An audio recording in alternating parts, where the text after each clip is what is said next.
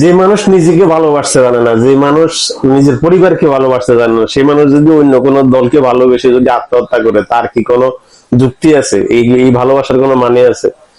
আমাদের দেশে Argentina support করে প্রায় 60-65% মানুষ।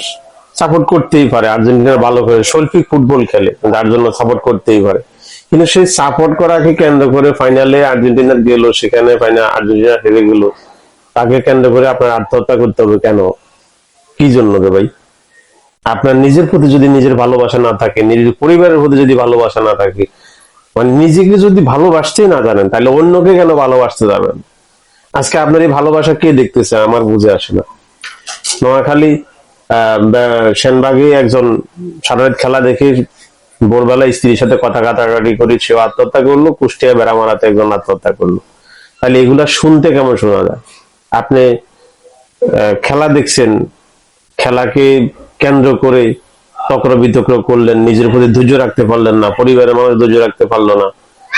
ফুটবল খেলা, এটাতে তো আপনার লাভের কোনো কিছু নাই। তবে আমি ভিডিওটা করার উদ্দেশ্য হচ্ছে এটাই, আমার কাছে মনে হচ্ছে যে এই ফুটবল খেলাকে কেন্দ্র করে অনেক মানুষ, যেটা দেখলাম, আমি আসলে যেটা বুঝাইতে চাচ্ছি সেটা হলো আমার নিজের চোখের দেখা এই আর্জেন্টিনাকে কেন্দ্র করে, মানে আর্জেন্টিনা জিতবে এটাকে একেবারে 100% শিওর থেকে লক্ষ লক্ষ টাকা জুয়ার বাজি হয়েছে।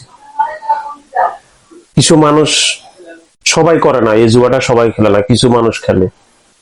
আমার সন্দেহ হচ্ছে কেমন জানি, যে যেই মানুষগুলা মারা যাচ্ছে, হৃদরোগে আক্রান্ত হচ্ছে, আমার মনে হচ্ছে যে এদের পিছনে কোনো একটা এরকম কোনো একটা ঘটনা লুকিয়ে আছে। না হলে খেলাকে কেন্দ্র করে কেন আপনি স্ট্রোকের মতো এরকম একটা ঘটনা ঘটাইতে হবে, আত্মহত্যা কেন করতে হবে? মানে আপনার হৃদরোগের মতো একটা পরিস্থিতি কেন নিজের ভিতরে আনতে হবে? নিশ্চয় আপনি কোনো জায়গায় কোনো এমন একটা পরিস্থিতি করছেন যেটা এখন সামলাইতে পারতেছেন না।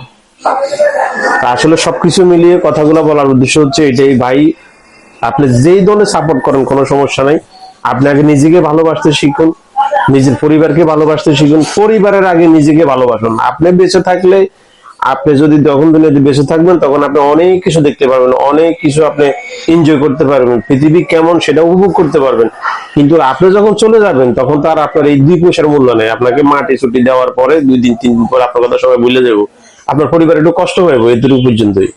সুতরাং এই সমস্ত সিদ্ধান্ত যারা নেয় অনাকাঙ্ক্ষিত, তারা আসলেই মানে কি বলবো, তাদের কি বোকা বলবো নাকি মেন্টালিটি সমস্যা বলবো, আমার বুঝে আসতেছে না।